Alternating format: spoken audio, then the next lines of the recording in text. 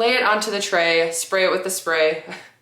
Hey everyone, and welcome to my channel. I'm Nikki. In today's video, I'll be sharing some quick and easy, lightened up dinner recipes that I've been enjoying and are just some of the staples that keep me on track with my weight loss and maintenance journey. Back in 2020, I lost 70 pounds and I've been maintaining it since, while also focusing on strength training and building muscle. So I do try to prioritize protein with my meals, also fiber, and I track with WeightWatchers. So I'll be sharing WeightWatchers points today as well, and I'll have the recipes typed out in the description. But if you enjoy this video or find it helpful, please go ahead and give it a like and subscribe to my channel. I really appreciate it. And let's get started with the first recipe that I'm sharing. So this is going to be something using 2-ingredient dough today. I'm doing a pizza bake, but it's like a tuna melt pizza bake. So the way I make 2-ingredient dough is I use all-purpose flour, which you can use whatever flour you prefer to. You just may have to adjust the measurements. But I use 1 1/3 cup with 1 teaspoon of baking powder.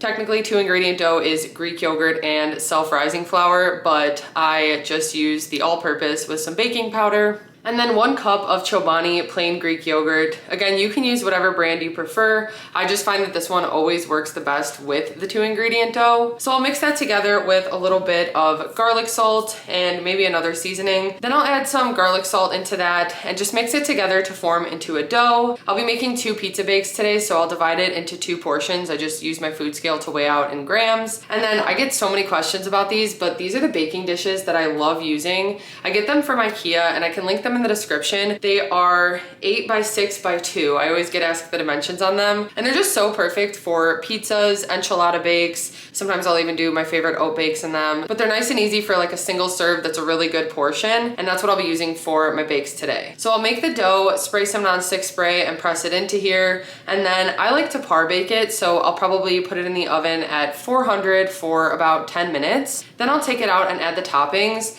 And what I'll be doing today for this tuna melt is each bake will get its own can of chunk light tuna, 0 points on WeightWatchers. I just make sure to get it in water, and it's got 90 calories and 20 grams of protein. So I'm going to probably mix that with a little bit of seasoning, and the seasonings I've got for that, I have some granulated onion, some of this Kinder's French onion seasoning, which I really enjoy, especially with tuna, and then I'll also add some more garlic salt. And sometimes I like to add in a little bit of Greek yogurt as well to make it a little creamier. You could also add light mayo, but I'm not adding any extra points, so I'll probably just add a little bit of this with the tuna to make it a little more creamy. So once the dough is par baked, I'll take it out and add the tuna on top. Then I'll also add some toppings. First, I've got roasted red peppers, which are 0 points. I'll just make sure to strain these pretty well and make sure they're dried off, and I'll just cut them up and add them on top, as well as some red onion. And then I've got some reduced fat shredded Mexican blend cheese. I usually do like a 2 or 3 point serving on there, and then I'll pop it in the oven and continue baking it until the cheese is melted and it gets nice and toasty and kind of browned on the bottom. So after I bake it, I let it cool for a couple minutes, and then usually we just eat it right out of these dishes. The entire thing will be 11 points on WeightWatchers, and I'll put the rest of the nutrition info and everything in the description. But I'm gonna go ahead and get started with these 2-ingredient dough tuna melts.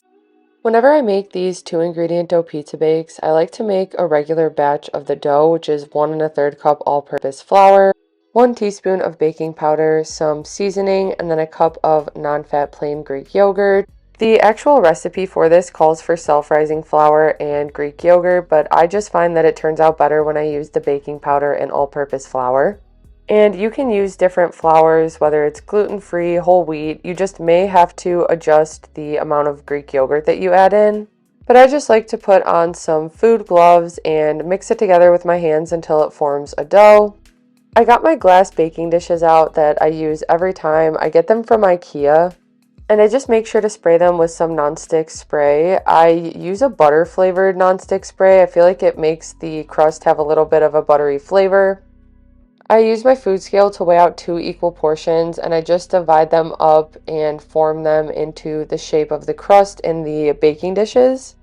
I find that it's easier to kind of flatten them with my hands first and then put them into the dish and flatten them down a little bit more. But I pop those in the oven at 400 to par bake for about 10 minutes while I get the toppings ready. So each pizza bake will get 1 can of chunk light tuna in water. I just drained those out and I'm mixing them with some seasoning and non-fat plain Greek yogurt. I put the tuna aside and then chop up half of a red onion as well as some roasted red peppers. And the roasted red peppers are in water, so I usually just take them out and lay them on a paper towel so it can soak up the extra liquid. And then I just chop them into smaller pieces so that they will be ready for the pizzas.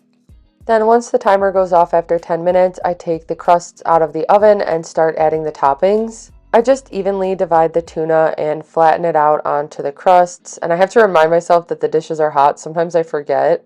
But once I've got the tuna spread out, I add the chopped up roasted red peppers. I also weighed out some reduced fat shredded cheese, and I just add that to each pizza.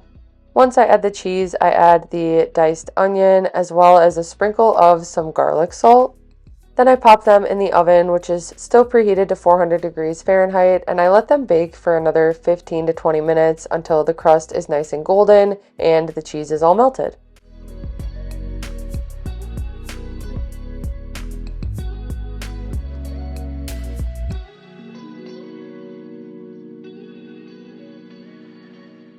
Okay, the next dinner I am making is going to be some quesadillas, and I'm specifically craving two different types. So I'll be making two proteins for them. The first one that I've already got cooking right now is some of these Tyson blackened chicken tenders. So I've just got these in the air fryer just to make sure they're no longer frozen, and I pretty much cook them through for these quesadillas because they don't take too long to cook. But I'm gonna be heating up my griddle, so I'll show you guys that when I put the quesadillas on them. The other protein I wanna use is ground beef made into taco meat. So I've got a pound of ground beef here, and I will use one of these Taco Bell seasoning packets. I'll just cook that up and have it ready to add to the quesadilla. And for the tortillas I like to use, it's a little harder to find this size specifically. These are the large La Banderita carb counter tortillas. So usually it's pretty easy to find the normal, like regular size they have, but I really like to use the large ones for quesadillas because I like to just fold them over and make them that way instead of like two tortillas. So each one of these is 2 points on WeightWatchers, and we'll be having two quesadillas each today, making it 4 points total for the tortillas. But these do have a really good amount of fiber, so 18 grams in each tortilla. They have 5 grams of protein in each, 90 calories, and 2 grams of fat. What I'll do is I'll just place the tortilla onto the griddle. I'll sprinkle some reduced fat cheese. So I'm gonna do a little bit light mozzarella and a little bit of reduced fat Mexican blend cheese. It'll add up to around 3 or 4 points total. I just need to check how much I'm going to use. But I'll put the cheese on, then one of them will get the blackened chicken cut up, and then the other will get the ground beef taco meat, which is also 0 points on WeightWatchers. So both proteins are 0. And I like to kind of make them like the Taco Bell quesadillas where they've got some sauce in them. So I'll be using Taco Bell mild sauce. And then I've got a bottle of the fire sauce for Adams. He likes it a little bit spicier. But then once those are done, we've got some shredded lettuce to top them with. We've also got some homemade salsa that I made. So I just make this in the blender. It's cans of tomatoes, some onion, cilantro, jalapeno pepper, and salt. And you just blend it all together. Super quick and easy. And it holds up nicely in the fridge to be able to add to different meals. I feel like it actually gets better with time. The flavor gets even better. So we'll be topping our quesadillas with some of this. Then we've got some guacamole, but it's a little too spicy for me. So Adam's gonna use that on his. And then I think I might add a drizzle of light sour cream, but I'll see how I'm feeling. But overall, this will end up being like 6 to 8 points, depending on how much cheese and sour cream that I use. And it really comes together quickly. A lot of the times I already have the taco meat prepped. I just don't happen to today. But once I get this cooked and the chicken's done in the air fryer, I can start cooking the quesadillas, which only take a few minutes. I feel like you guys have seen me make my taco meat on here a lot, but it is something I make so frequently, and it's so nice to have it ready for meals like this. I just spray a pan with some nonstick spray, and then I add in the ground beef, and this is 90% lean, so it's 0 points on WeightWatchers. I like to wait till it's mostly browned to use this meat masher, but this helps so much to break it down into smaller pieces. I feel like the leaner the meat is, the harder it is to break it into smaller crumbles, so this kitchen tool really does help with that. But I add a packet of Taco Bell taco seasoning and mix it with some water.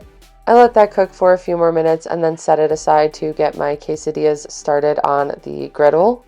So I made sure to preheat my griddle ahead of time. Usually I only have to put it at like 200 degrees and it's the perfect heat.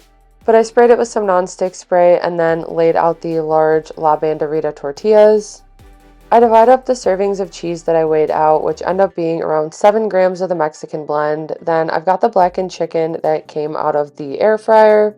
I just cut it into smaller pieces using my kitchen scissors. Then I top it with some light mozzarella and the Taco Bell sauce. I do pretty much the same for the next quesadillas, but this time I'm using the cooked ground beef. And I actually ended up putting even more than I normally do, but I wanted to just make these a little more filling and higher in protein. I add the remaining light mozzarella cheese and then some more of the taco sauce and close these quesadillas up. And they really only take a few minutes on each side. Once they start browning, I just flip them over, cook them for another few minutes. And then I just like to cut them into 4 equal pieces.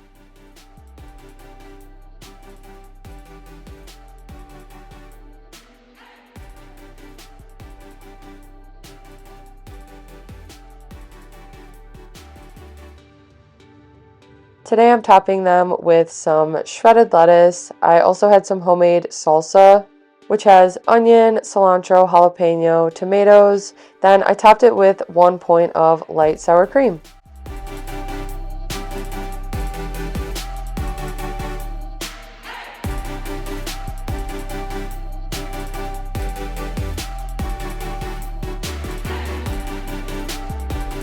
Moving on to the next dinner that I'm making. This one comes together super quick and easy. You just have to use the oven to bake some salmon and some veggies, and we're gonna be making some salmon pasta. So I recently shared this on my Instagram, and I realized that I don't have a recipe video along with it, but it's one of those meals that I just make all the time because it's really quick and easy to make. You can really mix up things that you use for this, but I really like to do it this way. It's super simple. The way I make this salmon pasta is, first thing, I'm going to start preheating the oven to about 400 degrees Fahrenheit. Then on a tray, I will line it with some aluminum foil and spray it with some nonstick olive oil spray, and I'll also spray the salmon with it. So the salmon that I'm using today is from Sam's Club. This is a big bag. This will be a lot of leftovers, but it's really nice to have it prepped in the fridge. Usually I just bake the whole thing at once and then we have it ready for different meals. They are all individually wrapped, so I'll just take each one out of their bag, lay it onto the tray, spray it with the nonstick spray, and then for the salmon today, I'm going to be using some Kinder's garlic butter.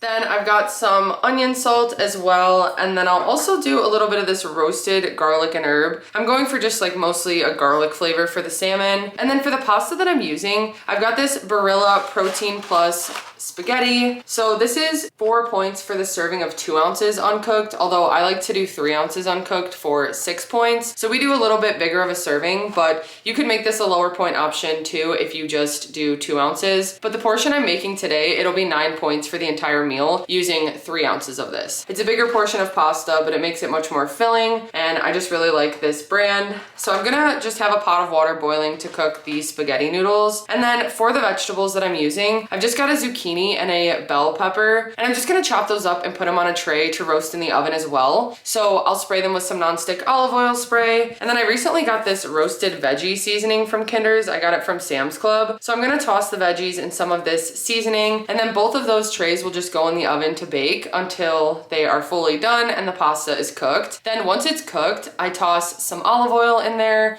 I just track 1 point per serving, and I'm actually just using this olive oil from the farmer's market. It's got a really good flavor to it. So I'm going to toss the noodles in that, and then I've got some Parmesan cheese that I'm just going to shred up and mix in as well. I have a 2 point serving that I tracked for that. So then once I've strained the pasta, tossed it in oil, I add a little of the Parmesan, I'll add the roasted veggies and mix those in, and then usually we just put the salmon on top, but that's the whole complete meal. I'll usually shred a little extra Parmesan on top of it, but 9 points total, and I'm gonna go ahead and get started. The first thing that I do is preheat the oven so that I can get the salmon and veggies baking. I've got my tray set up that I sprayed with some nonstick olive oil spray, and then I'm just cutting open each salmon. Fun fact, these scissors are from when I was in 5th grade. They still have my name written on them in Sharpie, but anyway, I get the salmon laid out onto the tray. I spray each one with some of the nonstick olive oil spray, and then I've got the different seasonings that I'm using today. It is nice how easily you can mix up the flavors for the salmon. I like to do some honey garlic, some soy, or what I'm doing today, which is more of a savory garlic, using some onion salt, roasted garlic seasoning, and the Kinder's garlic butter seasoning. Once I've added the spray and seasoning, I flip them over and do the exact same thing on the other side. I find that this way really does give it some great flavor. It's even better if you put them in a bag and add some oil and seasoning and leave them overnight in the fridge. I've also used marinade packets with them and they turn out really good the next day, but it just depends on how you'd like to do it. I don't always plan that far ahead, but I'm chopping up the vegetables that I'm going to be roasting in the oven. So again, I've got a baking sheet that I sprayed with some olive oil. I dice up the zucchini and the bell pepper, and then I just spray them both with some nonstick olive oil spray. You could definitely add regular olive oil to the salmon or the veggies, but I just try to save some points by using a little bit of the spray because I'm going to be tossing the pasta in some olive oil later.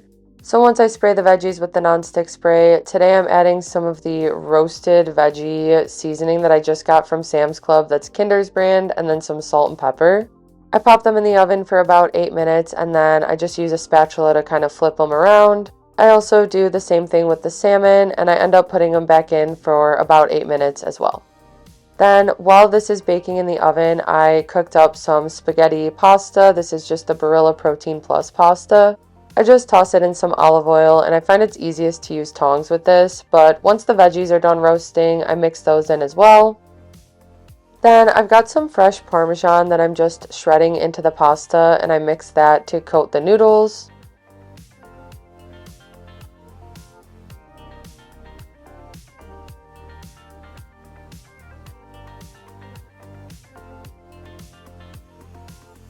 Then once the salmon is done in the oven, I divide up the pasta and top it with the baked salmon. I add a little more of the shredded Parmesan, and in total I ended up using 2 points of it. But this is the final salmon pasta. It's super filling and 9 points for the entire portion.